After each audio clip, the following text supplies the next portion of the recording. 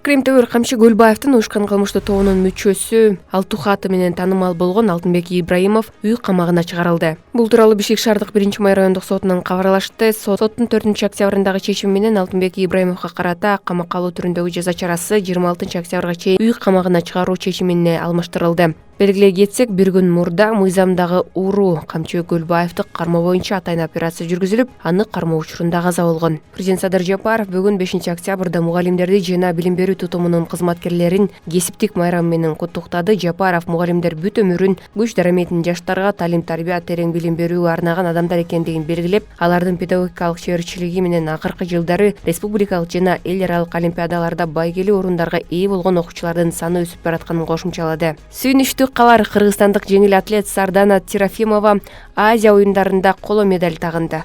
Ал 41 чакырымда марафондук жарышка катышып, 2 саат 28 мүнөт 41 секундада маарага жеткен. Оюндардын расмий сайты жазгандай, марафондук жарышка 17 жеңил атлет катышкан. Германия 6 өлкө, анын ичинде Кыргызстан менен мыйзамсыз миграцияга каршы күрөшүү боюнча келишим түзүүгө ниеттенүүдө. Документ мыйзамсыз мигранттарды тез арада мекенине кайтарууга мүмкүндүк берет.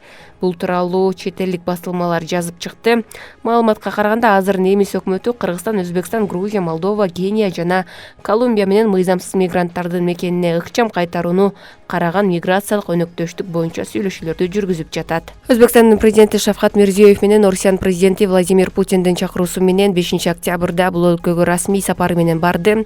Өзбек президенти расмий сапарынын алкагында Казань жана Москва шаарларында болуп, тар чөйрөдө кеңейтилген курамда жогорку деңгээлдеги сүйлөшүүлөрдү өткөрөт. Урматтуу Москва шаарындагы мекендештер, эгерде сиз чек арага кирди-чыктыга муктаж болсоңуз, же документиңиздин мөөнөтү бүтүп жатса, анда биздин кызматтан пайдалансаңыздар болот. Ар күнү өтө ыңгайлуу, заман талабына жооп берген заманбап автоунаалар Москвадан Казакстандын чек арасына каттоодо. Ортомчусуз кара тизмеден текшерип, бир гана ыңгайлуу автоунаа менен сиздин документ маселесине жардам беришет. Байланыш номерлерибиз 8 926 213 0060 +7 965 402 93 Мухиддин.